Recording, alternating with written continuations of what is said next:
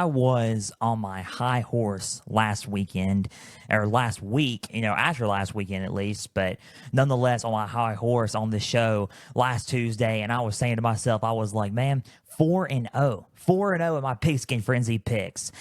And then the Lord decided to humble me a little bit this past weekend and got all my games wrong. 0 for 4 last weekend, got all my games wrong, and we're going to have a deep discussion of what happened in Week 11 of college football because it was something. And all the games that I picked, and I thought, you know what, they're going to be correct. I'm going to roll the dice. I rolled the dice, and guess what I got? I came out with a whole load of nothing. So if Joel was a betting man, he would have had zero, nada, nothing. And I came out with a whole lot of nothing this past weekend. But I also learned a whole lot about stuff, and which is so good because we're going to discuss all that I've learned.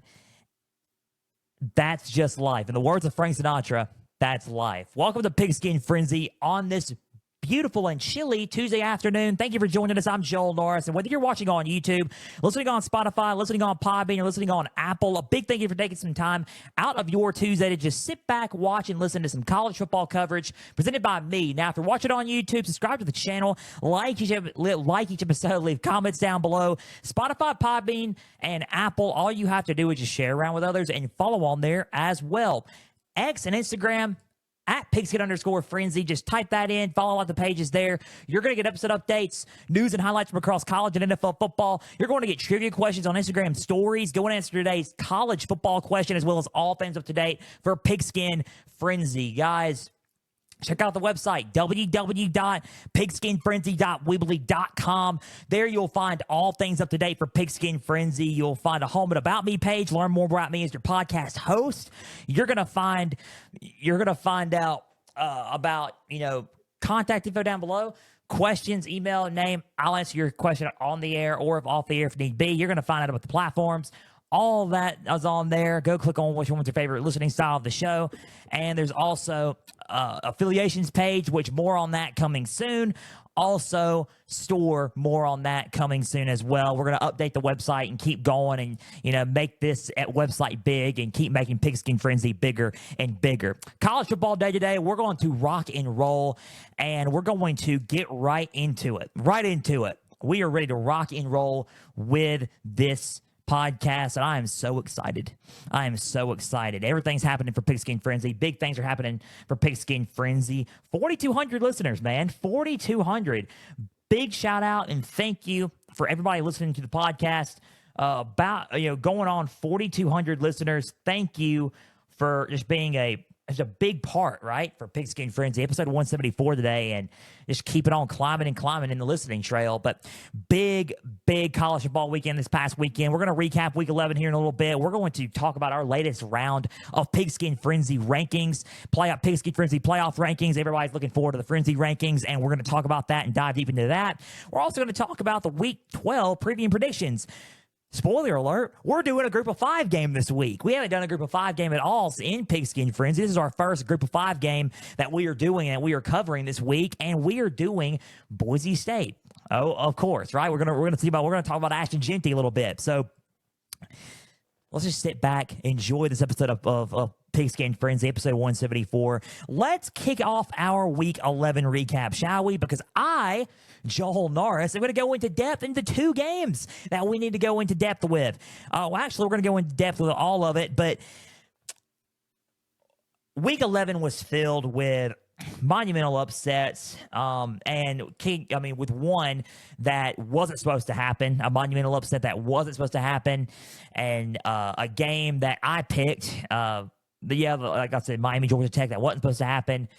Then the other game that I picked, I rolled the dice on, and the other team was expected to win, even though I picked the other team because I wanted to roll the dice.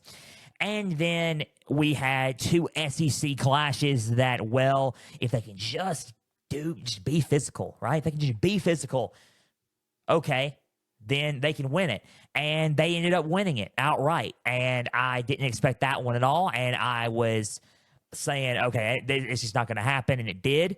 Then the other one happened. They were favored to win in the last one, and I just was rolling the dice on that one. But it wasn't about the law. It wasn't about the loss itself. I mean, it's about the loss, but it's about the way they lost. And I'm going to get into that in the last bit of that here in a little bit, because it is time to rock and roll. Let's talk about Miami and Georgia Tech. That game was something, right? I picked Miami to win that game. Blowout. I thought it was going to be 38-17. Miami was going to roll Georgia Tech in Atlanta in Bobby Dodd Stadium. Guess who was wrong? 0-4, me. Don't listen to me on this. Final score of this game for Miami and Georgia Tech. Everybody's ready for this, right? Hopefully y'all are ready. Please be ready. Georgia Tech 28, Miami 23.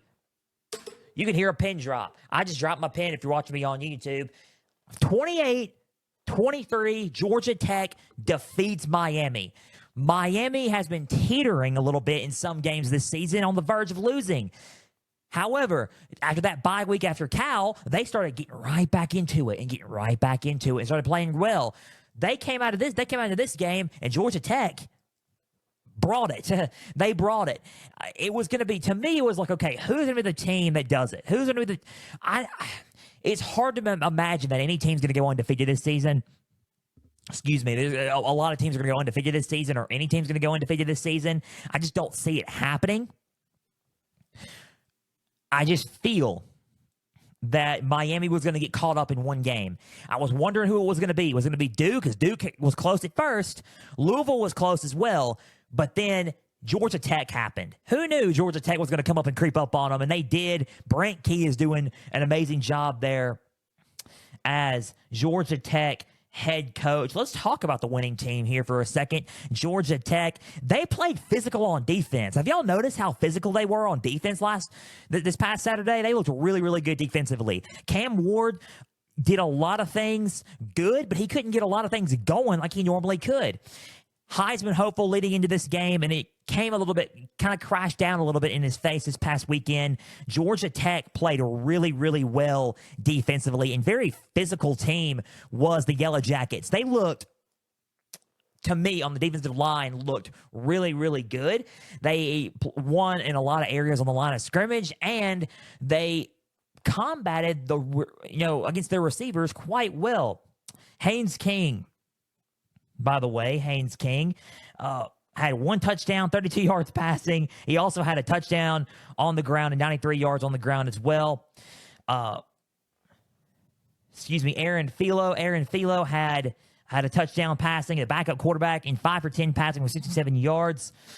Jamal Haynes had 83 yards and a touchdown. They ran the ball well, they ran the ball the best that they could, but they also, the best that they could. They ran the ball 271 yards. They passed the best that they could. Not many, they weren't really a passing team. They're mainly a running team, and that totaled up to be 370 yards. If you want to have the circle moment for Georgia Tech in this game, circle moment right here.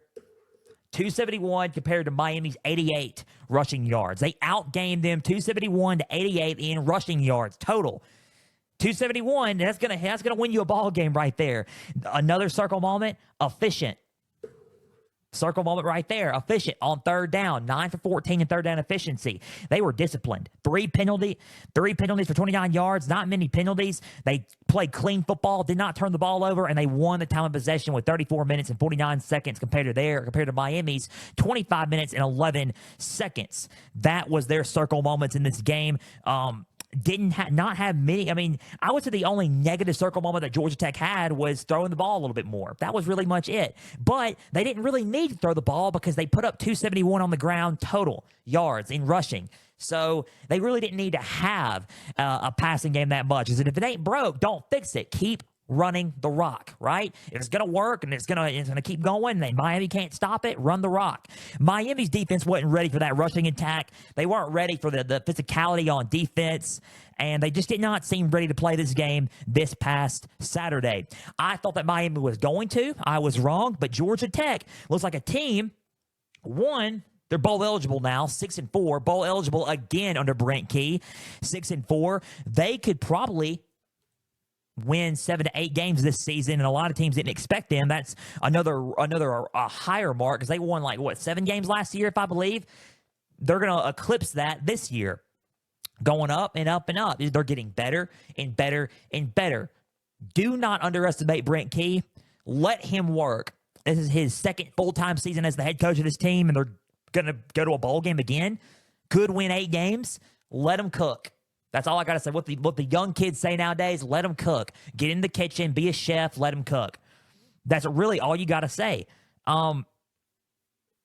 got NC State there Thursday, and they have Georgia. Next Thursday. This weekend they're on bye. Next Thursday they have NC State, and they have Georgia. They have a shot at winning 8 to 9 games if they can pull off the upset against Georgia.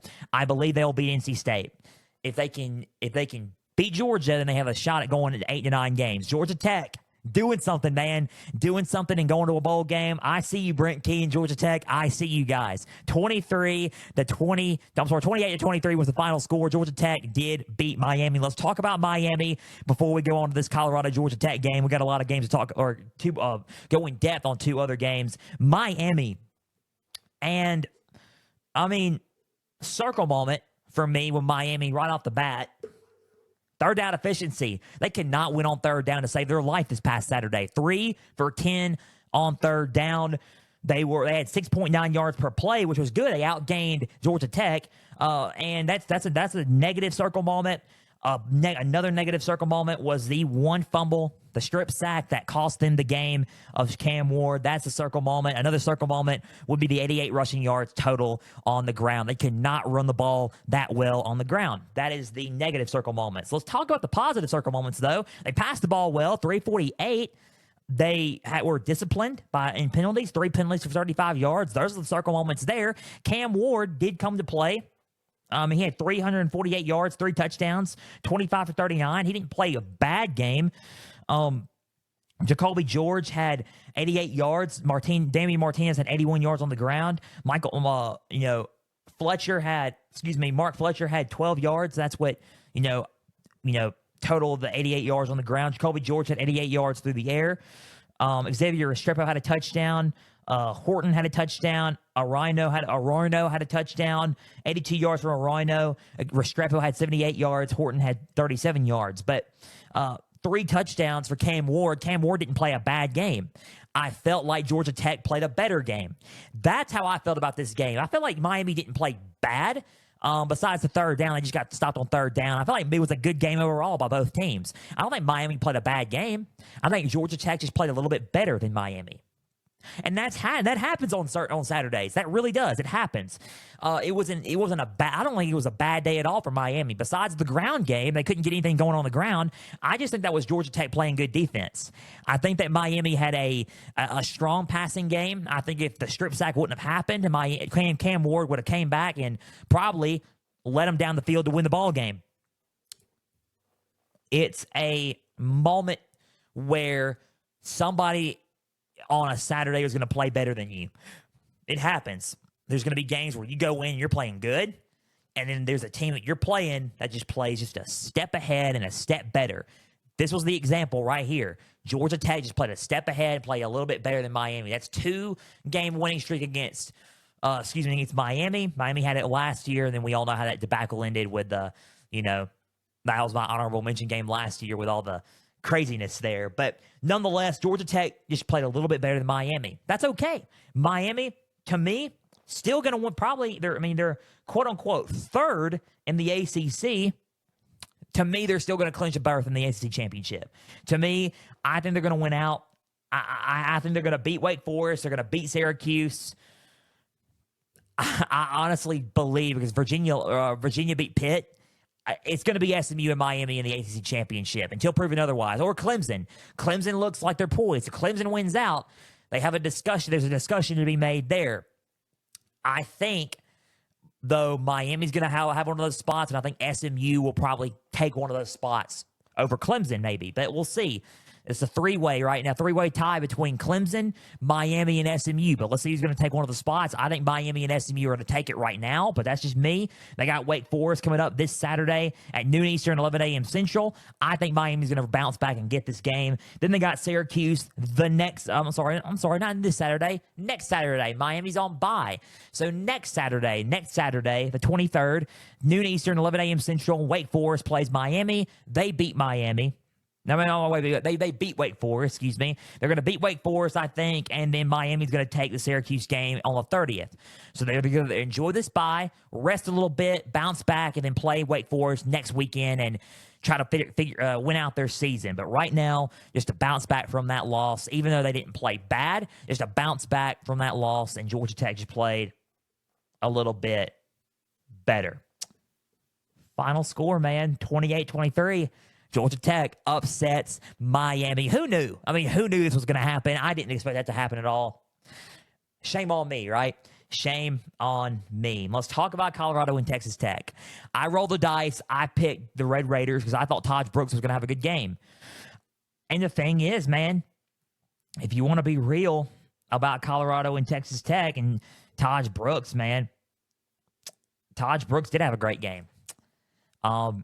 He only had 4.4 yards per play, but he had 137 yards on the ground, touchdown, and 31 carries.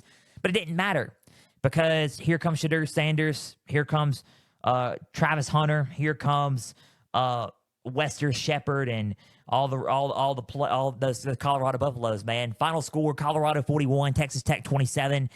Probably not going to doubt Colorado anymore at this point. Colorado is, dealing with it right now. They're looking really, really good. Iowa State losing kind of shapes up a little bit and kind of helps Colorado out in a big way. It also kind of helps out Arizona State in a big way, which we're going to talk about Arizona State for sure here on this episode. But Colorado 41, Texas Tech 27. I'm not going to doubt the Buffaloes right now. They're 7-2. They have eclipsed miles ahead of what they did last season, 7-2 in the Big 12, playing a lot better. They have a shot at winning 10 games this season, something that Colorado hadn't done in about 10, 11, maybe 12 years. And it's looking really, really good for the Buffaloes right now. Shedeur Sanders, 291 yards, 3 touchdowns, 30 for 43. Augustov had 32 yards. Hayden had 17. Sanders had a touchdown on the ground with 16 yards. Travis Hunter had 9 receptions, 99 yards and a touchdown.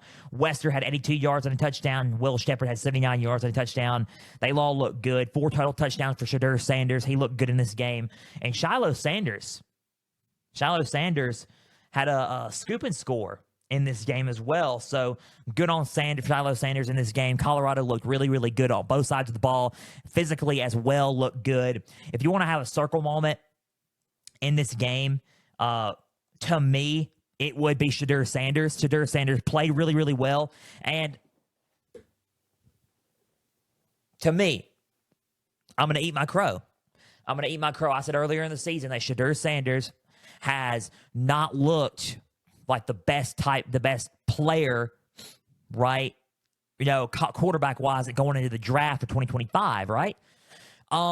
He's making me eat my crow in a lot of ways. Shedeur Sanders has developed in a lot of ways. His decision-making has developed. His accuracy has developed. And he has developed as a quarterback. Hands down. I think Shedeur Sanders is, right now, I would place him ahead of Carson Beck. Right now. If you want to ask me, I would place him ahead of Carson Beck. Jackson Dart as well. But if you want to talk about Shedeur Sanders, he has developed quite nicely. He has made me eat my crow, and he's had a good season so far. Has he had a Heisman season? No. He's not like the most outstanding. He's not like, he's everything, But he's made me eat my crow. He's had a better season than last season. He's developed as a quarterback. He's developed in a lot of decision makings, and he's made me eat my crow in a lot of ways. So Shedeur Sanders has had a good season. He's played well. I'm not going to doubt that. Shedeur Sanders, 4 total touchdowns on this game against a tough Texas Tech team. Yeah, I would eat my crow. He was probably him and Hunter were the big reasons why they won this ball game. Hands down. I'm gonna say this though. The negative moments for me, those are the positive circle moments for me, were Travis Hunter and Shedeur Sanders. Here are the negative circle moments though for me, for Colorado. They weren't efficient on third down at all. 2 for 13. Not very good in third down. They need to get better at third down, in my opinion. Running the ball, they got to get better at running the football as well. And I know they can because they got some good running backs. They just got to run the ball better. And here's the big one. Disciplined football. 14 penalties for 106 yards. They have to get better at being more disciplined. 106 yards, 14 penalties. That's going to cost them some games that they, in my opinion, don't really need to lose. they have a shot at beating Utah, which, in my opinion, at first of the preseason, I thought wasn't a possibility. Now it is for sure a possibility. So if you look at the penalties, right? I mean, 14 penalties for 160 yards, man. You got to be better at that. So those are my negative circle moments. But overall, Colorado, man, they're on the up. And Iowa State losing again kind of helped them out. Iowa State has having a fall from grace right now, which is surprising because I was all for the Cyclones going to the Big 12. Right now, BYU is still in it. But right now, man, BYU's holding one of those spots. But it's one of those things, okay, if BYU's going to keep holding one of those spots, who's going to meet them there? Right? Arizona State has to play BYU. Kansas State already got beat by BYU. But right now, there's some 2-loss teams, and the 3 2-loss teams that you're looking at and circling, you're thinking, okay, Colorado, Arizona State, Kansas State, right? Those 3 games. If you look at those 3 games, yeah, you're looking at that, and you're looking, okay, who's going to face BYU in Arlington come, in a few weeks in December, early December, right? I'm looking at that. I'm looking at that and saying, okay, who's going to take that, right? You ought to look at that, right? You ought to look at that and think, okay, who's taking that? I don't know yet. I don't know, but it's getting really exciting in Big 12, man. It really is. And Colorado's in in one of the mix for that. I would not doubt Arizona State, though, right now, surprisingly. Thought Arizona State wasn't going to be in it as well, but, what's the conference standing projections mean now, right? What do those things mean now in the offseason? Certainly not, but it's going to get exciting. It really is. And that race to see who's probably going to face BYU is going to get exciting. So we're going to figure it out. We're going to figure it out and see. Because I think regardless with one loss, BYU is still in if they lose to Arizona State, because that's, I think, their toughest test yet. If they lose to Arizona State, it's going to help Arizona State, but it's also going to BYU is going to be in, right? Because they only have one loss. And if they just win out with that one loss, they're in the Big 12 title. So it doesn't matter. But it's really who's going to face BYU in the Big 12 title game right now, in my opinion. We're just going to have to see. 41-27 was the final score. Let's talk about Texas Tech just real quick, and then we'll move on to the games, because I want to talk about these 2 other games in depth for sure. If you look at, Tech on paper, they didn't play bad. I just think Colorado just outplayed them in a way. It was one of those things just like Miami and Georgia Tech. Texas Tech didn't play bad. They just got beat by a better football team, and Colorado was the better football team. Even though they had those penalties, still, 113 yards on the ground, 275 passing, 388 total yards per play, but those passing for Colorado sure did help. Defensively, they got some stops, and that's what Colorado needed to win this game for sure. That was another circle moment for Colorado. But let's talk about the circle moments for Texas Tech. His name's Taj Brooks. He's top 10 in rushing in college football right now, and he is the man. If you want to look at him, Taj Brooks, 31 carries, 137 yards, and a touchdown, 4.4 yards per play running the ball. He was a madman. If you want to look at Behren Morton had 275 yards, 2 touchdowns, 24 for 40. And they just did good. They did good running the ball. They looked good offensively. The only thing that happened, and here's the negative circle moments for them, were penalties, because it was 9 penalties for 80 yards and 2 turnovers. Oh, I'm sorry, 3 turnovers. Those 3 turnovers were crucial. I think those 3 turnovers were crucial, and they had 9 penalties for 80 yards. The 2 negative circle moments for the Red Raiders. It happens. It happens when you're playing in a tough game, like that, and Colorado just capitalizes on that. I think they played good, but also those blemishes right there is what kind of cost you the game, and I think that's what happened, and one led to a scoop and score. So I think that's what happened in this ball game. Texas Tech is a good team. They're 6-4, and they're bowl eligible. Let's see what they do, man. Let's see what the Red Raiders do, under Joey McGuire here on out. I think that if they keep on playing and keep on developing, this is a team that next year can come back even stronger. Right now, they are just not up to par with the teams up front right now. BYU, Colorado, Arizona State, Kansas State in the Big 12 right now. That's just right now. But that's okay. Texas Tech will be there, I think, if they keep recruiting and keep going the way that they're going. They just had some blemishes in this game, and they just couldn't really come back from it. Texas Tech, this coming up, Texas Tech, and who these two teams got now. Texas Tech has his own bye this week, have nobody this week. Texas Tech next Saturday has Oklahoma State in Stillwater. That's a winnable game. And then they have on Thanksgiving weekend, November 30th, last game of the regular season, 2 more games this season. They have West Virginia. And those are some 2 winnable games there. They can be having an 8-win season to finish out their season. So let's see what Texas Tech does. I'm curious to see how they finish out their season with their 2 games left. Colorado coming up has Utah this Saturday. Noon Eastern, 11 a.m. Central, big noon kickoff this Saturday. Noon Eastern, 11 a.m. Central. Utah at Colorado. Let's see how Colorado responds after that and keeps up their momentum after that big win. They're number 2 in Big 12 right now. So the projections would be BYU versus Colorado in the Big 12 championship. Very interesting right there. So final was 41-27. Colorado defeated Texas Tech, and they get the win. And let's see how both those teams respond after this ball game. So let's talk about these 2 games in depth, because these 2 other games in depth that I got wrong, because it's very interesting. 2 SEC games, because it had me singing Frank Sinatra after watching them and after covering them. Georgia, Ole Miss. And you're thinking, you picked Georgia. I did pick Georgia. I said that Ole Miss, to win this ball game, would have to be physical in this game. It would have to outscore Georgia's offense. They did both. Final score, Ole Miss 28, Georgia 10. Ole Miss 28, Georgia 10. Got that game wrong. And the thing is, you're thinking, Joe, you should have seen this coming. Ole Miss, you can't be denied. They're a true contender.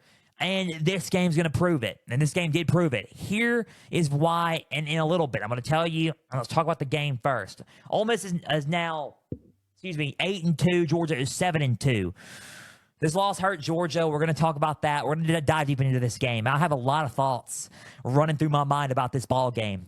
Ole Miss, starting off the game, Jackson Dart got hurt. Austin Simmons came in, and Austin Simmons started playing really, really well. Throwing the ball, getting first downs to Caden Lee. They drove down the field and scored. Jackson Dart came back in the game. He says his ankle was fine. Jackson Dart came back in and played lights out, and Ole Miss won the game offensively. But here's the problem. Here's the thing. Last year, Ole Miss got embarrassed in Athens. Embarrassed. It was rough. It was a beating. Just beating. Excuse me. It's just spanking. It was. It was nothing. It was just a horrible game. Lane Kiffin said right after the game, we have to go out and recruit. And I'm not talking about finesse offensive players. We got to go to the portal. We got to recruit high school kids. We got to recruit physical football players in the line of scrimmage, because that's the only way we're going to be a true contender for the playoff and the national title. It's the only way. And a year later, this happens. And I'm going to admit, this year, they have been more physical this season than they were last year. They were. On the line of scrimmage and on defense and on both sides of the ball. They've been more physical. Flying around the field, making tackles, wrapping up with tackles, hitting hard and playing aggressive. They have been. Yes. He challenged P. Golding. He challenged his staff to recruit and recruit well in the physicality department, and they were physical in this ball game Saturday. I said that they had to match the physicality in this ball game. I said, okay, if you match the physicality, which they did, what's next? This is what I said last week. Remember what I said? I said they have to see and outscore this offense. You physically, I'm going to out physical you guys, or be just as match your physicality, or out physical you in some plays. Yes, and Ole Miss did that. But here's the deal: I'm going to line up our guys against your guys. We're faster, and we have a high-paced offense that you're not going to be able to compare against us and stop against us. And Ole Miss did that. And they won the game. That's how I said they were going to win the game last week. Match up with them physically and line up your guys with them, and just fly high. Go crazy on offense and outscore them and challenge them to try to stop them from scoring. And guess what? Georgia couldn't stop them. And also, Georgia couldn't keep up scoring with Ole Miss. And that was my concern about Georgia. Let's talk about Jackson Dart. He's the winningest quarterback in Ole Miss history after Saturday. That got him there. And if we talk about Jackson Dart, 199 yards, a touchdown, and interception, 13 for 22. Not mind-blowing numbers, but he did good enough and scored with this team. Ulysses Bentley the fourth, 28 yards, a touchdown. Jackson Dart had 50 yards on the ground. They could have ran the ball better, but that's fine. It didn't matter. Juice Wells had 27 yards, a touchdown. Bentley had 38 yards receiving. Watkins had 68 yards receiving. Caden Lee had 4 receptions and 81 yards. Caden Prieskorn had 26 yards and a reception. That defense was also flying around. They snagged 3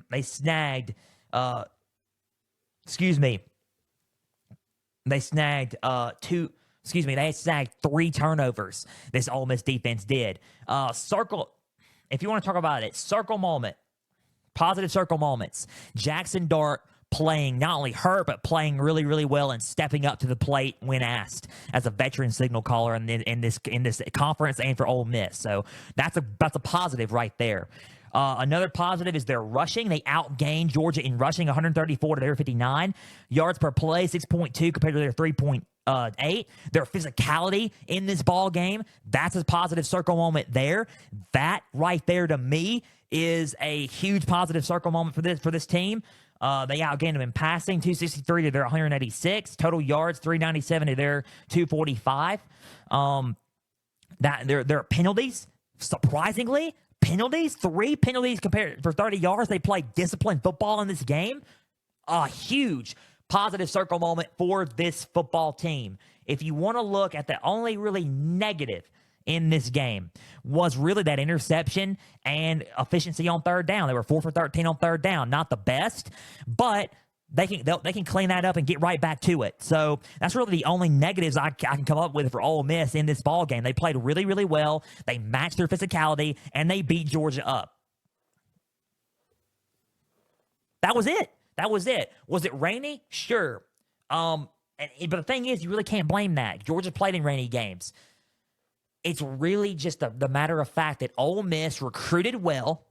They recruited well in the physicality department. And then they were physical in games all season that they needed to be physical in, and everyone was doubting them, including me. They made me eat crow. Ole Miss made me eat crow bad in the physicality department and think, okay, all right, let's see how the true test comes in when they play Georgia. And they ended up playing Georgia again and ended up playing them because they got to play them next year too. They got to go to Oxford. No, I'm sorry, they go to Athens where they lost to them last year and play them again next year. But they lined up with them and tested their physicality again, and they passed the test, and they matched up with them, receivers and corners. And I'm like, okay, we got y'all we were matching y'all's physicality and out physicaling y'all in some plays, in some areas. Okay, we did good enough in that department. Now, the next test we got to pass is we're going to line up our guys against your guys, and I think we're going to beat you guys out offensively. And they did that. They couldn't stop Caden Lee. They couldn't stop Juice Wells. They couldn't stop Ole Miss offensively. Because those yards per play, they kept eating them up and eating them up and eating them up, and they couldn't stop it. They just couldn't stop it. I was watching that game and I was thinking, dude, they can't stop Ole Miss, man. They can't slow them down, and they couldn't slow them down. Lane Kiffin had a good game plan. Charlie Weiss had a good game plan, and Pete Golding defensively, physically had a good game plan on the line of scrimmage. So all is well for Ole Miss. Ole Miss is a true playoff contender. They're right back in the hunt. They are 8-2, right back into the hunt. Ole Miss coming up, has no game Saturday. They're on bye, a well-deserved bye, by the way.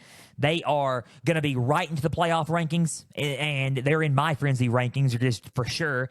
We're going to talk about that here in a little bit. But next Saturday, Florida. They got to go to Florida. So Ole Miss at Florida, noon Eastern, 11 a.m. Central, next Saturday in Gainesville. Then they got the Egg Bowl on Black Friday, 3:30 Eastern, 2:30 Central on Black Friday, November 29th. State at Ole Miss in the last two games of the season. That's 9, that's 10. So they are very well likely and subject to finish with another 10-win season so far this season, with their only two losses being to LSU and Kentucky. Here is my thing. When I look at this past weekend, I don't know how Ole Miss and LSU lost against this Ole Miss team, but who knows? Everybody gets it, I guess. I don't know. But Ole Miss is back into the playoff hunt. They are a playoff contender. Let me go on and tell you something. They play like this, they are a national championship contender. Hear me when I'm saying this.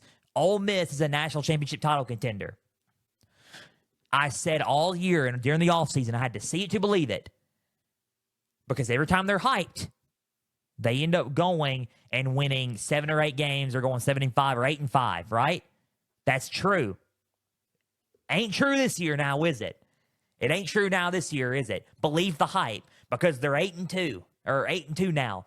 They have a shot at winning 10 games, and I believe they will very well get to 10 games. I favor them over Florida, and I favor them over Mississippi State for sure in the Egg Bowl. They have those, even though it's a rivalry game, they have those moments. They cannot afford to lose one of those games or they're out of the playoffs, but this team can very well be a true threat in the playoffs and could be a national championship title contender. I'm not joking. Pay attention to Ole Miss. Final score, 28-10, Ole Miss. Let's talk about Georgia for a second. Remember when I said last week, after the Florida game, I said Georgia, I was with Carson Beck, that the turnovers were going to cost Georgia Carson Beck and Georgia this team. Or a team will win. I said it was going to cost them eventually when they had to play a solid team. It was going to cost them. Another solid team is going to cost them. They can't keep doing this. It's going to cost them. It's going to catch up to them. Well, ladies and gentlemen, people of all ages, it caught up to them. It did. Let's talk about their positive circle moments, though. The positive circle moments.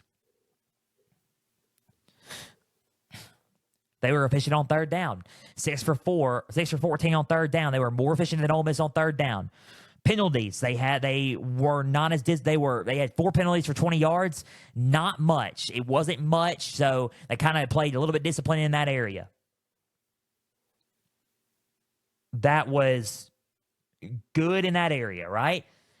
Very disciplined there. They won in time of possession. 32 minutes and 15 seconds. Yes. So those things right there, we're good, right? Those are good. Let's talk about the negative circle moments. The 3 turnovers, obviously. The 59 rushing yards, obviously.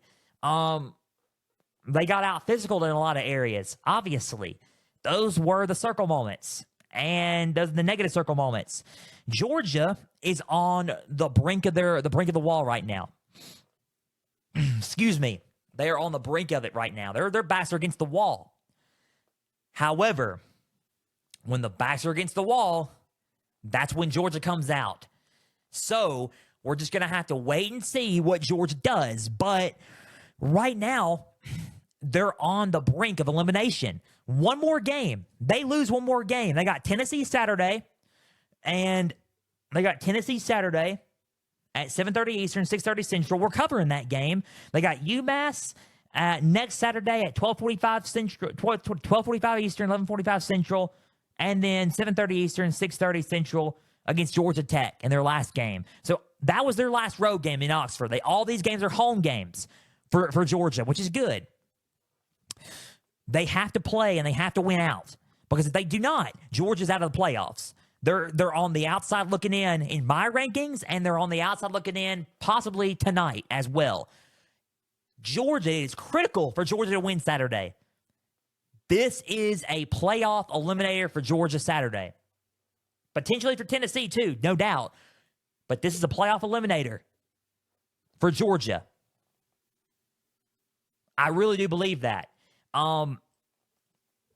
If you want to look at Georgia's strongest win this season, 2 strongest wins, it was against Clemson and Texas.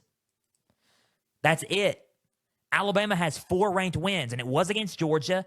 Alabama has Missouri, South Carolina, and LSU. And we're going to talk about the LSU game here in a little bit. There's no shock there. Everybody knows about the game, but we're going to talk about that. But Georgia has only 2 ranked wins. They need to add another ranked win. They really do. They need to add another ranked win. This is the first loss that Georgia has had against a non-Alabama team since 2020, and that was against Florida when Kyle Trask and Dan Mullen and all them were there. This was a tough loss. They can bounce back, and every time their backs are against the wall, they do bounce back. So here's my deal with this. My honest thoughts. I believe Georgia can and probably will bounce back, but we'll have to see. He has to play better. Carson Beck mainly has to play better. I don't know what's got him on, what's going on right now, but he's got to minimize the distractions, minimize the turnovers, and he's got to win. He's got to lock in and dial in. They got to play physical. They got to run the ball physically. They got to run the ball effectively, and they got to play clean ball, and they got to be better on defense to win these balls and to remain in the hunt for a playoff. Their best bet right now is an at-large spot. Right now. There's an outside shot that they could still probably make the SEC championship. But right now, it's not looking like they're going to make the SEC championship anymore. I thought that they were, but this loss changes a lot. This loss probably changes a lot more than the LSU-Alabama game. This loss does. To me, it changes a lot. Ole Miss just kind of caused a lot of chaos in the SEC and caused a lot of chaos in the playoff hunt. Georgia did not need to lose this game because they're on the brink of elimination right now. Saturday, and they're on the brink of elimination in the SEC and playoff hunt. Game day is going to be there. Let's see how Georgia responds. I am curious to see what Georgia's going to do.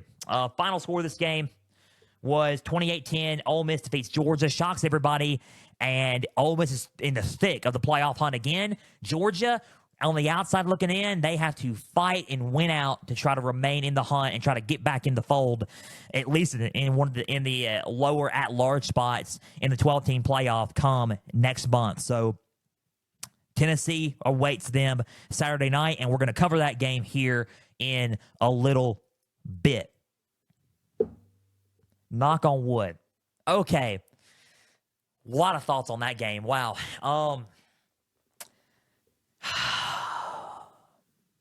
Alabama, LSU. And I picked LSU to win. I was going to roll the dice. I said that it was tough for me to think because Alabama hadn't faced a tough environment like this yet. I hadn't seen Alabama look physical. I hadn't seen Alabama look truly disciplined and look like they were going to let the crowd get to them, because they did against Tennessee. The crowd got to them against Tennessee. And I thought that Kalen DeBoer was going to have his I think Kalen DeBoer needed to let Alabama let the Alabama come to him and let the Alabama rule within him instead of bringing Washington to Alabama. Just let Alabama be in him. And well, I was risking it because Brian Kelly in big games usually doesn't perform the best. This Saturday was no different. Final score, and I was wrong, dead wrong. Alabama 42, LSU 13. Alabama 42, LSU 13. Not only did Alabama beat LSU, they destroyed LSU It wasn't close. Start to finish, wasn't close. You want to watch the 2023 game when Jaden Daniels was there against Jalen Milroe and that LSU defense last year. You want to watch that game. Well, guess what? Saturday was the sequel to 2023. Jalen Milroe ran all over this team again, 4 touchdowns again, the same exact number. It was Jalen Milroe versus LSU, the sequel, and we saw that this past Saturday. Let's talk about Alabama first, and we're going to get to LSU and what the future is going to look like for LSU, because I have a lot of thoughts on this ball game before we go to the Frenzy rankings, before we go to the top 12 games, or the top Week 12 top games of the season. Let's talk about this ball game because we need to, right? We definitely need to. Here we go. Jalen Milroe, 12 for 18, 109 yards, 12 carries, 185 yards, 4 touchdowns. Jan Miller, 38 yards, 13 carries. Ortiz had 27 yards on the ground. Justice Haynes had 23 yards, 1 touchdown, 8 carries on the ground. Let's see. Excuse me. Miller had 50 yards receiving. Williams had 29 receiving, 12 yards, 10 yards. Law and Dupree, you name it. Let me go on and tell you something. LSU passing yards, LSU outgained Bama in passing yards, 109 to 239. Well, here's the deal. It's because they did not need to throw the ball, because they were running the ball well. 311 yards on the ground compared to LSU's 104. They ran the ball well, insanely well. 6.4 yards per play compared to LSU's 5.2 yards per play. It's like old habits. 420 total yards compared to LSU's 343 total yards. The positive circle. The only negative circle moment that I could think of for Alabama was 7 penalties and 74 yards. That's the only negative circle moments that I can have. Positive circle moments. Third down efficiency, 10 for 13. They kept converting on third down. Third down just turned into first down. 311 yards on the ground total. Insane. Disciplined football, clean football. They protected the ball, no turnovers. If you want to look at another stat, here's a positive circle moment. Jalen Milroe's 4 rushing touchdowns on the ground as a quarterback, looking like Michael Vick out there. 15.4 yards average per play. He averaged 15.4 yards on the ground out there. That's insane. 15.4 yards as a quarterback on the ground on LSU's defense. Insane. They're in the playoffs. If they win out, they got to play Mercer, Oklahoma, and they got to play Auburn in the Iron Bowl. They win out those games. Hello to the playoffs. If Tennessee loses a couple more games, and if Georgia loses, maybe Bama is right back in not only right back in the conference in the college football playoff, but they're back in the SEC championship hopes. I don't think Bama may go to the SEC title game, but I'm going to tell you this. Let me tell you this, though. They're in the playoffs. To me, if they win out, they're in the college football playoffs in one of those at-large spots. Alabama and Ole Miss are. Kalen DeBoer sold me Saturday as Alabama's head coach, and you're going to think he didn't sell you on him before. He kind of did, but not really until this game. And he sold me everywhere he's been. He's a solid head coach, a winning head coach. He is. And just give him some time. It's his first year. Right. It is. Kalen DeBoer this Saturday sold me. I'm going to tell you why. Because all season, they weren't as disciplined, they weren't playing aggressive, and they weren't looking at the details too much. They were focusing not on the basics too much, and that's Alabama. What Alabama football is about: running the ball, smash mouth, running the ball, pass to set up the pass, and being aggressive on defense, being aggressive on the line of scrimmage, and tackling really, really well.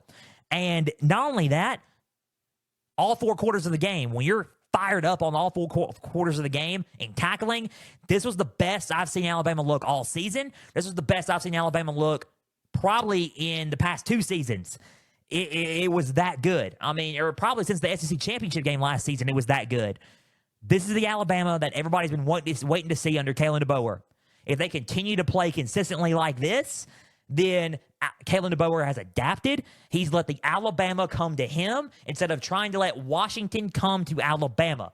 You have to adapt. It's a different style of ball down there. And Kalen DeBoer has finally learned and adjusted. Okay, let's do a different approach. Let me do a different approach. I'm going to forget about Washington. I'm going to adapt and change my ways of coaching. And we're going to be a physical football team, smash mouth, aggressive, consistently aggressive. And we're going to punch somebody down in the face, and they're not going to do anything about it. We're going to stomp them on the field. And they did that Saturday night in Baton Rouge. They didn't let the crowd noise get to them. A hostile environment in Tiger Stadium in Death Valley on Saturday night, which usually is. Alabama owned it again. The only coach to lose in this first trip to Baton Rouge was Nick Saban. In Alabama was Nick Saban, and Nick Saban dominated them for the rest of the time. Kalen DeBoer won his first game. What's that going to look like? I'm not saying Kalen DeBoer is not going to lose to LSU ever in his career. He may. I'm not saying that. Who knows? But the way it's going with Kalen DeBoer, the future is bright at Alabama for Kalen DeBoer. He's recruiting well. He's being aggressive on the recruiting trail. He's gotten some help to learn how to recruit, the SEC style of recruiting.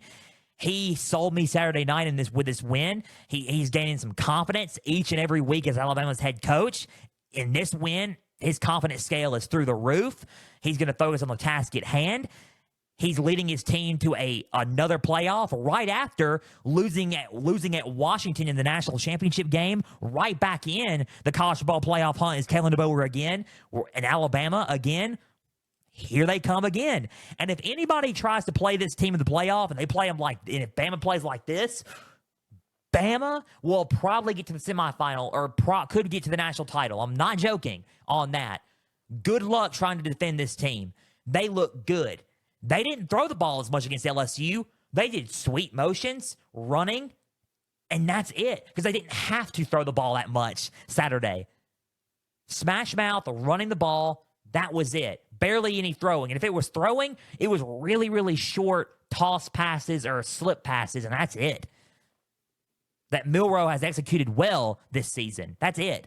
Other than that, read option, run the ball, LSU's not going to do anything about it. Kalen DeBoer, man, very confident in where Alabama's going right now. I'm very confident in Kalen DeBoer right now. I am officially sold for Kalen DeBoer as Alabama's head coach. Officially sold. He is their head coach. It's a good hire so far. It's a right hire so far, and he's going to lead this team to the playoffs. They look very aggressive, and they can continue to look good on the line of scrimmage, bouncing back from those 2 losses against Vanderbilt, and again, a good Vanderbilt team and a good Tennessee team. Let's see. Let's see what Alabama has in store. Alabama's in my rankings. They should be in the top 12 tonight for sure. This coming up tonight on the Top 25 show on ESPN. So you're going to have to wait and see what happens there. But Bama won 42-13. They just dominated. By the way, before we go to LSU and talk in depth about LSU, Kalen DeBoer, this is the first time I've seen Tiger Stadium empty out late in the third quarter, early third quarter in the past 6 to 7 years. And Kalen DeBoer did that his first game there. Imagine that. That's saying a lot. And that's where I lead in to LSU. Bama's looking good. I just hyped up Kalen DeBoer in Alabama. Let's talk about LSU and the future of LSU. What the heck did they do for the past 2 weeks? You're probably wondering that. That's what Brian Kelly said in this post-game presser. You're probably wondering what we did in the past 2 weeks. We prepared. Did you? I'm not trying to call everybody out, and I'm not saying that. But enough's enough. Enough's enough with the excuses. There's more excuses than a lot. Kirk Herbstreit and Greg McElroy and a lot of these guys are right. They're right. LSU has to recruit. We're going to get into that here in a little bit. Let's talk about the game itself. before we talk about LSU. So I'm going to quickly talk about the game because to me, I want to discuss LSU as a program as a whole right now. LSU, Caden Durham started off the play, right? Started off, right? An electric play down the field. Boom, going down the field. 63 yards, 8 carries, 7.9 yards per carry was Caden Durham. They had 104 rushing yards total on the ground. Better than against the A&M game, but not effective enough. It's not effective enough. 2 carries, 18 yards.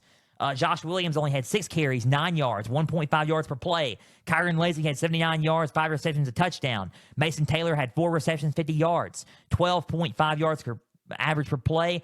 Josh Williams has 38 yards, 6 receptions. Anderson, 27 yards, 3 receptions. And CJ Daniels had 26 yards. The only touchdown they really had was the ending touchdown at the end of the game with Kyron Lacy. Thomas had 11 yards. CJ Daniels had 26 yards, 3 receptions. Whit Weeks played well. He had 15 total tackles in this game. Whit Weeks played really, really well on defense. Did they tackle better than last year's Alabama game? They sure did. Were they as physical? They sure weren't. LSU's defense has some guys. They had the right coaches on defense. Before you say they should get fired and all that, no, they shouldn't. LSU's defense has the right players and has the right coaching staff on their thing. Everything's right about the coaching staff defensively. Solid defensive staff. They got to get better depth and more elite players on defense. Yes, they do have to recruit a lot better. We're going to talk about that. But when they're on the field the whole game, because 33 minutes time of possession for Alabama, 26 minutes total for LSU. When they're on the field the whole game and they can't stop Alabama's offense and they just keep tiring them out, how do you expect the game's going to go, right? The offense did not do any favors for them. Here are the positive circle moments. Third down efficiency, 6 for 14 for LSU. That's positive. If you want to talk about passing, 239 was good, right? That's solid. Let's talk about, for me,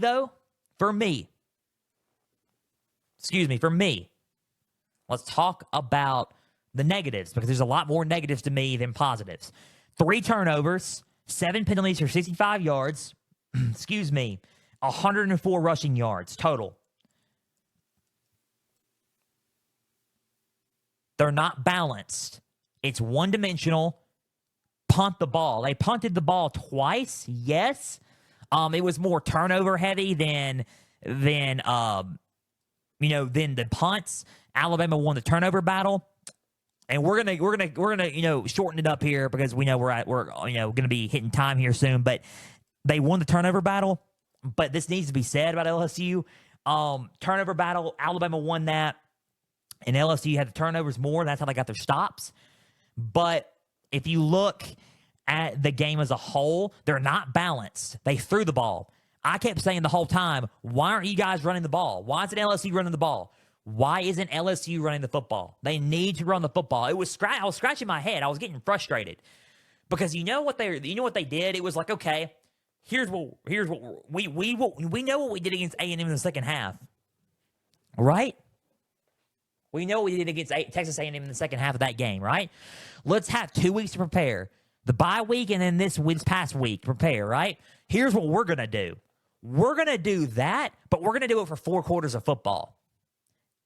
That's what it's like. That's what LSU has said. They didn't adjust. And you can talk about, we had a scheme and adjusted. Talk is talk, right? But you're not walking the walk. That's my problem with LSU right now. They're not walking the walk. They have the players. Defensively, have the players. Offensively, have the players. Do they need a recruit?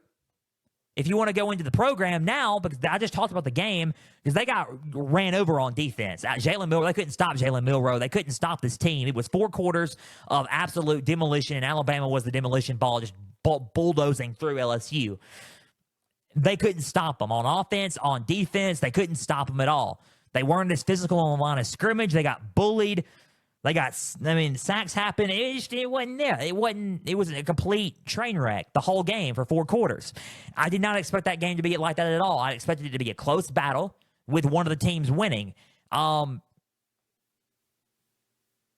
let's talk about here the program right now for LSU after this ball game, because I just talked about LSU in this game. Let's talk about right now where we're at. LSU 6-3. They got Florida Saturday at 3:30 Eastern, 2:30 Central in Gainesville.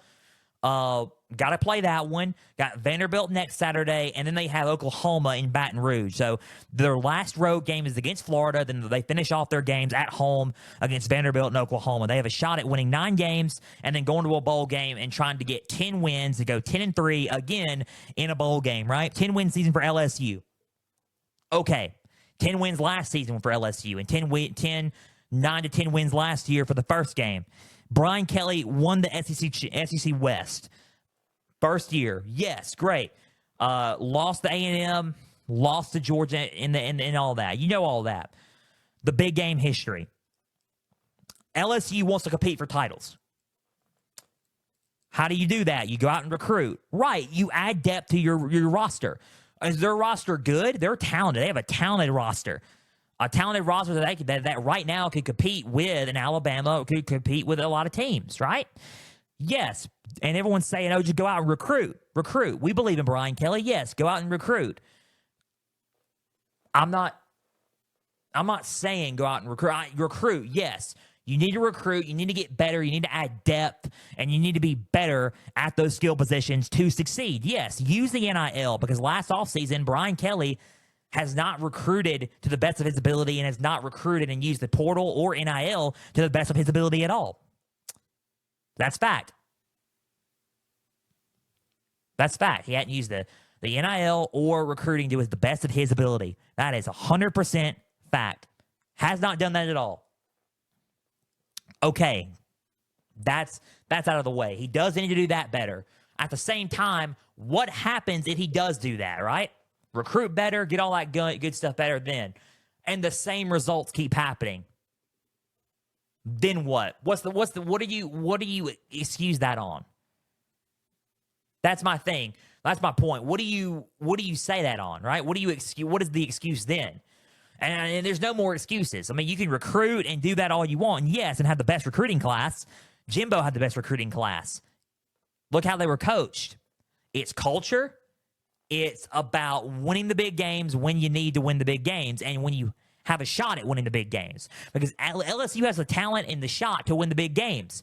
When one bad thing happens in a game, dominoes start to fall and everything starts to collapse around them, it seems. And that's been LSU in every game. When the bad thing happens, every bad thing happens for LSU around them. It's like a domino and everything starts to fall apart. It's like a meltdown. It's like a volcano just erupts. And that's LSU when something bad happens, when one singular bad thing happens in a game. Like when Nussmeier turns the ball over, multiple turnovers start happening. They start fumbling. They start not stopping anybody. It just it ricochets, and it's like a boomerang across the whole football team. It reflects culture.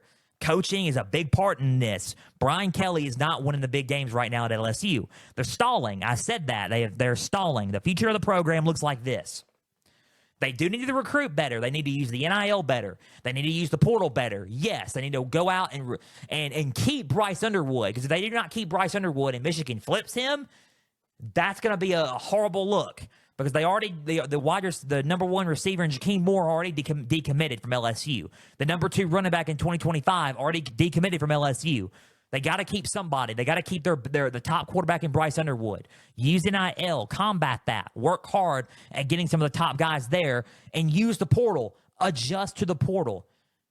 Recruit in the portal. Recruit in high school recruiting. Get the best players out there and work hard at selling them LSU football. And defensively, in the secondary, in the linebacker spot, in the defensive line, add some depth. Add some depth all around your team and beef up and be physical. Get strong. Be physical. Recruit well. Yes, I'm not saying all that. Do your job off the field to bleed it to it on the field. But how is that going to, but and then eventually, hopefully, that's your hope of translating into to win the big games. If you look at Notre Dame, he didn't necessarily win the big games at Notre Dame either. and he needs to start coming up with a way to win big games. If not, the seat's going to get a little warmer. And the seat's already hot, a little bit hot right now. It's going to get a little bit warmer. So a lot of people are starting to lose a little bit of faith. Around, at least in the LSU circle that I know, is starting to lose a little bit of faith. And it's hard. It's hard. They're going to support. Everybody's going to support LSU. If you're a fan, if you're a fan, you're going to support. But they're starting to lose a little bit of faith right now. You know the song "That's Life" by Frank Sinatra? That's the song that was playing in my head after that game. You know, when he goes, "I say that's life."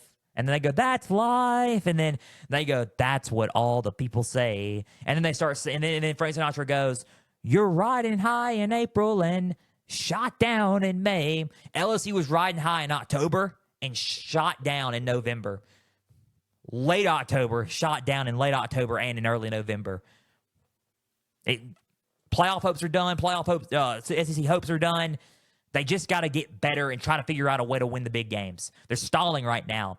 They got to figure out a way to get better, because 10-win seasons are good, but for LSU and for the support of the fans and for the hope of the fans and for the standard not consistently being in the playoff hunt hurts them, and they want that. So, final score of this game was Alabama 42, LSU 13. Bama on track to go to the playoffs. LSU was out and looking to try to get a 10-win season out of it. And a lot to talk about around the LSU future of the program right now. So, that was the Week 11 recap after an hour of this podcast. Let's talk about the Frenzy playoff rankings on our next set of Frenzy playoff rankings before we do Week 12 recap and Week 12 preview predictions and the games that we are covering this week. So, good claps there. Let's talk about the Frenzy playoff rankings, because I am ready for this and I'm fired up for this. Our next set of Frenzy playoff rankings for Week 12. And I was debating on Missouri and LSU, but I came to the conclusion that LSU does have a ranked win against Ole Miss, and they beat South Carolina, and they do have a couple of ranked wins. But Missouri, it's just kind of beat up, hurt. I put LSU at 25. LSU's at 25 after the blowout loss, but if it keeps happening the way that's happening, debating on leaving them out of the rankings. But 25 is LSU right now. 24 is Tulane. Tulane looks really, really good. 8-2 looks really, really good in the group of 5 right now in the American Conference. John Summerall is doing something down there with the Green Wave. Number 23, and I finally got it. I finally got to acknowledge them. I'm finally sold on them. That's Wazoo, Washington State. 23 is Washington State. I am sold on them, and I think they're 8-1. They're rocking and rolling with Jake Dickert right now. Wazoo is 23. Number 22, Arizona State. Arizona State looks really, really good in the Big 12 right now. They got a tough game against Kansas State coming up. I think they should be ranked. They are 7-2, solid team. Huge win against UCF without Cam Scatterboo. I think that they got a shot. So Arizona State is 22 right now. South Carolina is 21 after a tough win against Vanderbilt. They're going to keep on rolling. They got Missouri Saturday at 4:15 Eastern, 3:15 Central in Columbia. Let's see how the Gamecocks do this coming up Saturday. Number 20 on my list is Clemson. I think Clemson is 20. They got a huge matchup against Pitt. Pitt lost to Virginia. They're out of my rankings. Let's see how Clemson does against Pitt this coming up Saturday morning, noon Eastern, 11 a.m. Central. That's a game that we are covering, too, Clemson at Pitt. So, number 19, Louisville, ahead of Clemson after beating them. And let's see if they can get back right into the picture, after that huge win against Clemson and after that awesome bye week that they had. Number 19, Louisville. Number 18, Kansas State. Like I said, matchup against Arizona State. Crucial. This coming up Saturday night, 7 Eastern, 6 Central on ESPN. Huge matchup for Arizona State and both Kansas State and Arizona State in Manhattan, Kansas. Number 18 is Kansas State. Number 17, Colorado. Colorado is 17. I think Colorado is 17 right now. I think that they are a solid team. I think that after that win against Texas Tech, it sold me on them even more. They got a huge matchup against Utah. Let's see how they do then. 16 is Army, still undefeated.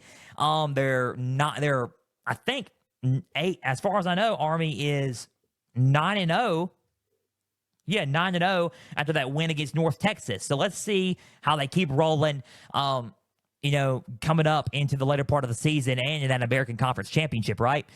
Texas A&M is 15. They remain at 15 after a bye week. Let's see how they play Saturday night against New Mexico State on SEC Network. Number 14, Miami, after a tough loss against Georgia Tech. You're thinking you dropped them 10 spots. Huge loss. And it's an unranked team. I would have to drop them out of the top 12 here. 14 is Miami. Miami is still in the thick of things, no doubt. I still believe they'll probably end up back in and go to the playoffs. But right now, Miami in my rankings is number 14. Number 13, those are the first two teams out. Miami is 14. That's the second team out. The first team out is Georgia. Number 13 is Georgia, going from 3 to 13 on my list. They are my first team out. They are on the outside looking in. They have to win against Tennessee. They're in a must-win. They're favored Saturday at home, but they're in a must-win Saturday against Tennessee then. So we're going to talk about that game here in a little bit because we're covering that game. Number 13 is Georgia. Number 12 is Boise State. They remain the same. We're covering that game. They're 8-1. Let's see if they can get a 9-1 after defeating San Jose State.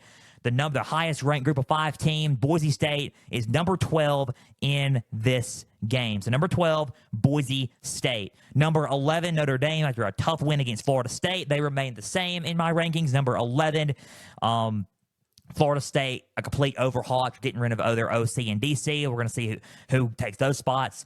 Number 10, SMU. They remain the same on my list. They had a bye week. I think they should be in it.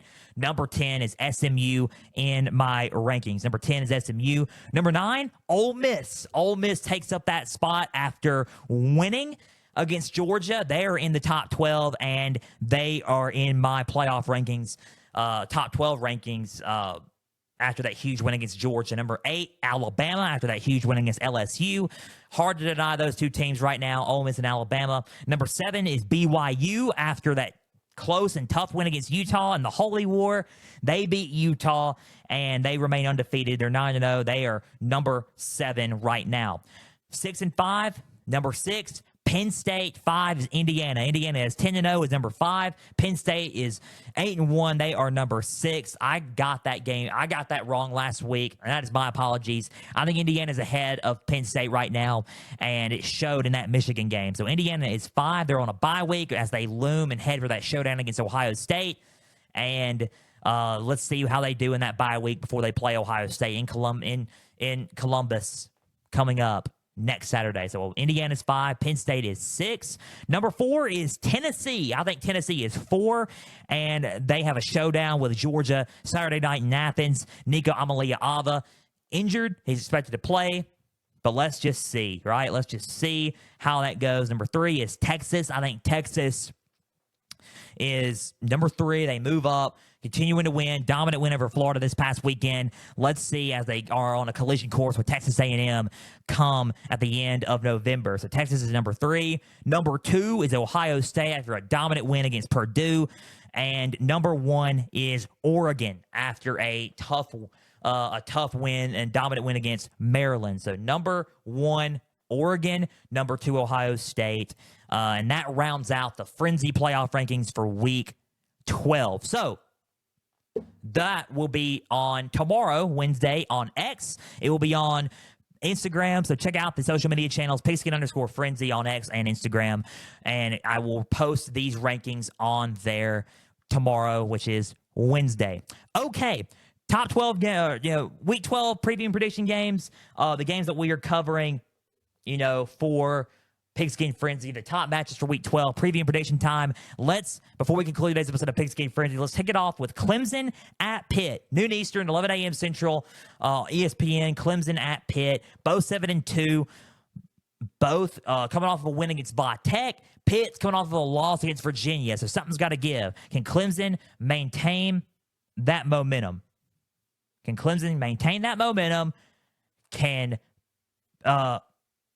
Pitt get back that momentum? Clemson's keys are simple.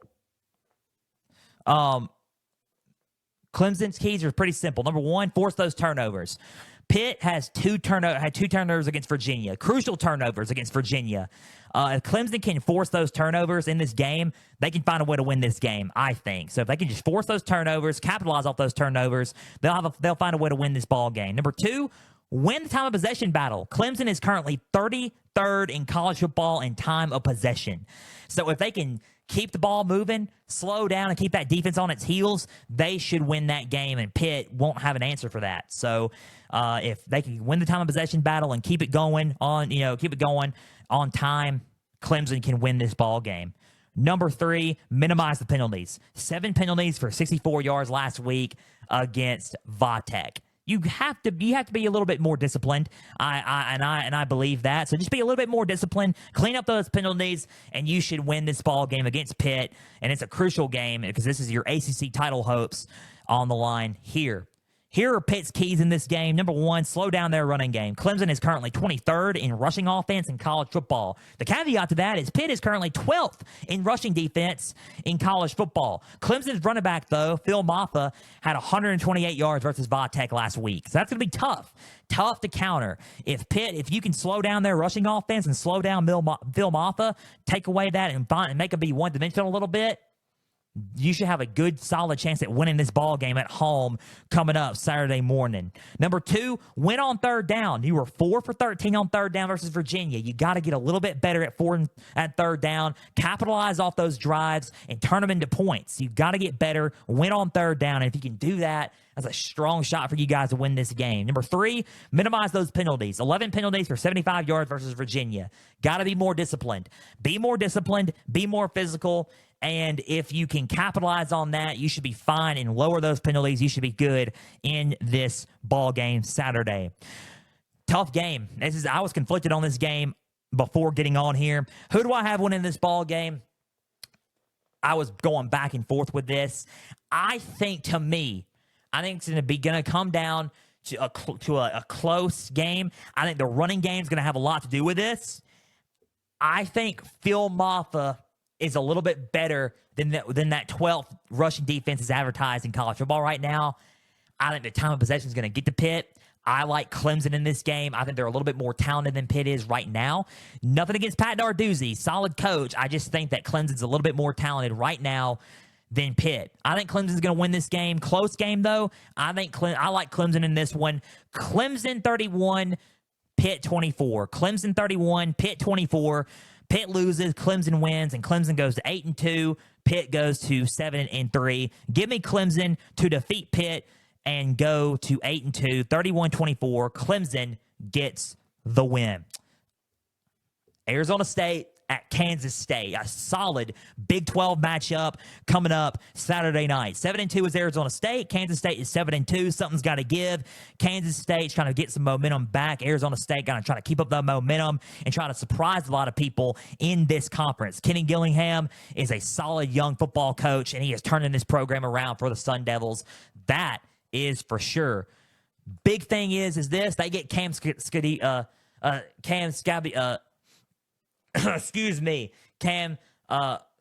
back. They get Cam Scabio back. So, Cam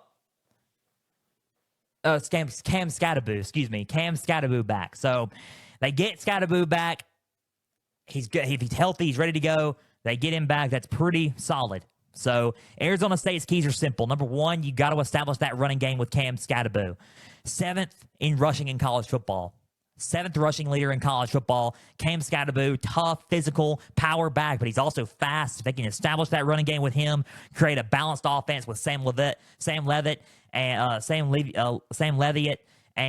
Cam Scadaboo, there should be fine on offense. Number 2, slow down their running game. Kansas State is currently 20th in rushing offense in college football. It's not great, but it's not bad. They can run the ball still with Avery Johnson and DJ Giddens and Dylan Edwards. If they can do that and slow them down, that's a solid thing for them in this game for Arizona State. Number 3, force turnovers. 2 turnovers versus Houston, against Kansas State. They forced 2 turnovers, and those were crucial turnovers that kind of helped Houston win that game. So force those turnovers. If you can get turnovers out of Kansas State, you should be fine in this ball game. So those are the 3 keys for Arizona State that I look for in this ball game. Number No, number one for Kansas State, the keys are simple. Number one, slow down Cam Scatterboo. If you can slow down Cam Scatterboo, make him one-dimensional a little bit, you should be fine in this ball game. Number two, win the line of scrimmage battle. You got to be more out-physical them, be more physical than they are, and I think winning the line of scrimmage battle is a huge part in this game. Number three, protect the football. If you can protect the football, don't have any turnovers, just play clean ball, you have a shot at winning this ball game Saturday night in Manhattan. Home field advantage, tough environment for a lot of people. For me, who do I have winning this ball game? I think it's going to be a tough game for both. I think that the home field advantage is going to be going to play a factor a little bit. I think Kansas State's going to come out and play just a tad bit better. However, I think Cam Scatterboo is going to be a factor in this. He's hard to stop. I think he's going to come away with some good rushing. Going to come away with a good first downs. I think the rushing is what matters in this game. I think he's going to outrush Kansas State's rushing. I think Cam Scatterboo helps them win this game. I think they're going to have a balanced offense. The Sun Devils is going to find a way to win this game, I think. I think the Sun Devils win it and go to 8-2. Kansas State goes to 7-3. And Arizona State finds a way to win this ball game. Arizona State, I'm going to say 34, Kansas State 27. Arizona State 34, Kansas State 27. Kansas State goes to 7-3. Arizona State goes to 8-2. Arizona State wins the game and defeats Kansas State Saturday. Group of five, because we have not done a group of five. That is interesting here on Pigskin Frenzy. First ever group of five game that we are covering, and it's Boise State, right? Go figure. We had to cover a group of five team at least once, a group of five game at least once, and we are doing it this coming up Saturday. Boise State 8-1 at San Jose State, who are 6-3. A solid matchup for both, and it's at San Jose State Spartans. We're going to see if, excuse me, we're going to see if San Jose State can find a way to, get things going on offense and find a way to slow down Ashton Jeanty. Here we go on this team. So, Boise State, here are the keys, right, for Boise State. For me, excuse me, as I get my notes pulled up,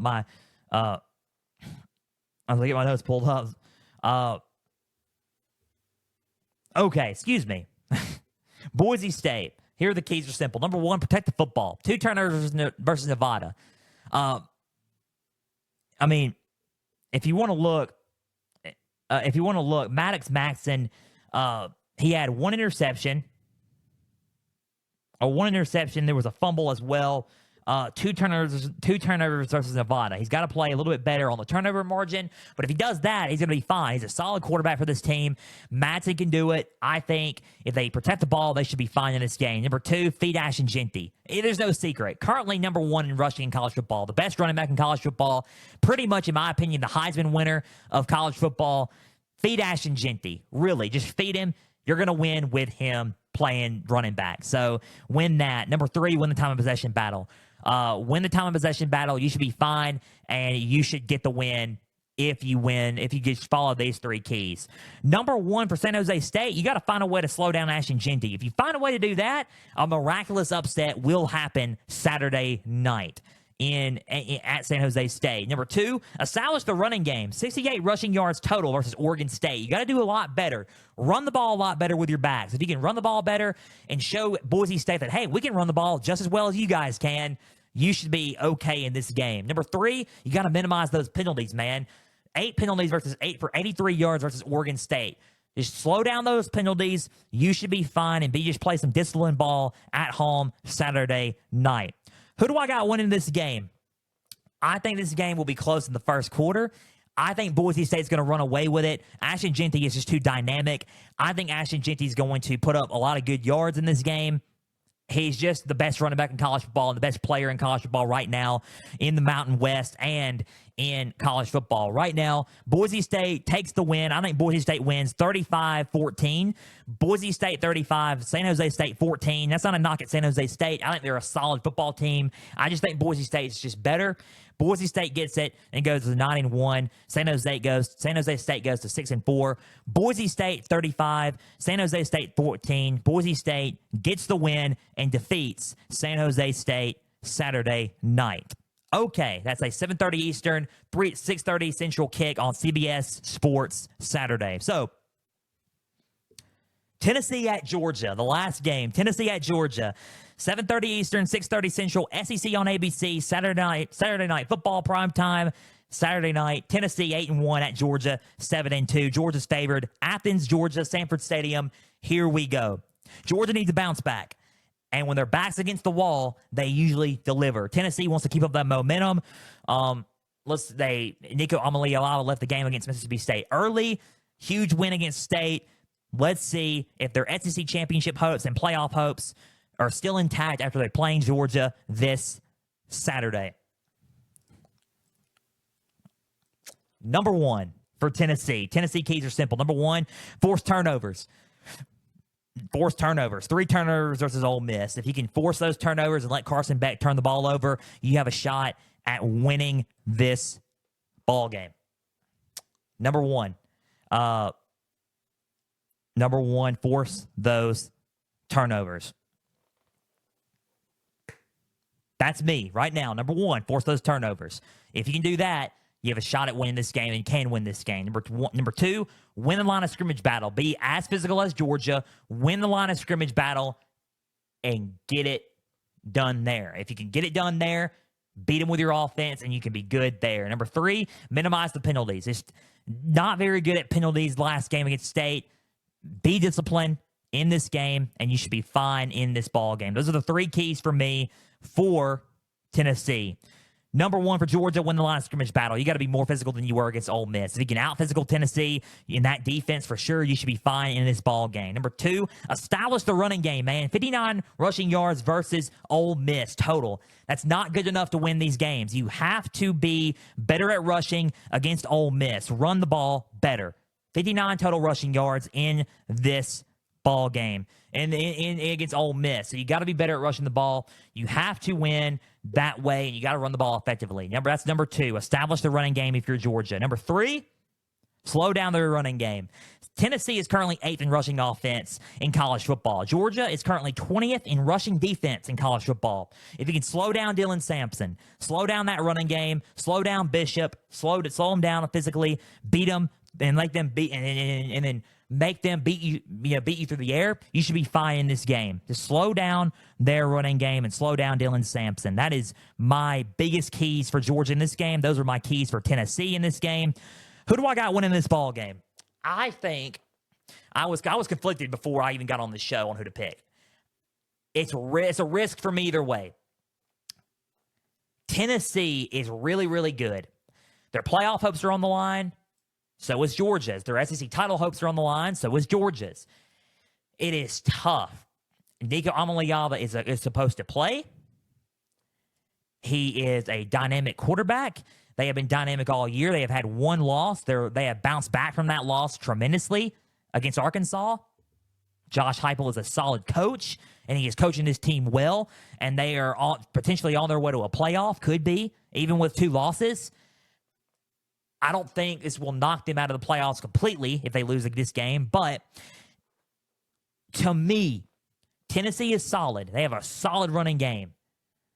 However, it is something about Sanford Stadium, not only at night, home field advantage. It is something about when Kirby and this team their backs are against the wall, that they come to life and they start barking. They start biting back. Right? I'm going with Georgia. Close. And this could be a risky pick either way, especially this year. I'm going with Georgia. I am expecting a bounce-back win.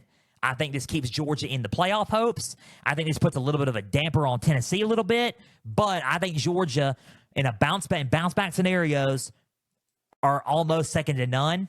It's hard for me to go against Georgia in the bounce-back games. Georgia wins this game.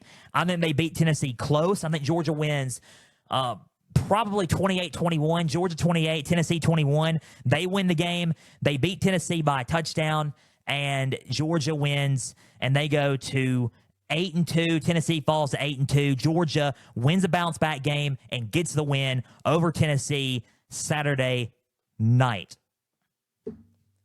that just about does it for Pigskin Frenzy. That was the Week 12 preview and predictions. Those were our top games that we were covering for Pigskin Frenzy Saturday. That just about does it for Pigskin Frenzy. Guys, a big thank you for taking some time out of your Tuesday to just sit back, watch and listen to some college football coverage presented by me. Now, if you're watching on YouTube, subscribe to the channel, like each episode, leave comments down below. Spotify, Podbean, and Apple, all you got to do is just share around with others and follow on there as well. X, Instagram, all you got to do is just type in Pigskin Frenzy, follow along the pages there. You're going to get episode updates. You're going to get news and highlights from across college and NFL football. Trivia questions on Instagram stories. Go on into today's college football question, as well as all things up to date for Pigskin Frenzy. Guys, big thank you for taking some time out of your Tuesday today. Check out the website, www.pigskinfrenzy.weebly.com. You'll find all things up to date for Pigskin Frenzy. We will be back Thursday for an NFL edition of Pigskin Frenzy, and we will be back and ready to go. For that, we are going to talk about a Week 10 recap, and we're going to recap all the games that happened in Week 10, and we're going to recap and preview. We're going to see who's in and who's out with a Pigskin NFL injury report. We are going to preview the top games for Week 11, the top matchups for Week 11 coming up for NFL this weekend. So until Thursday, an NFL edition of Pigskin Frenzy, I'm Joel Norris. We will see you then. Signing off. For everybody out there, please and always stay the course.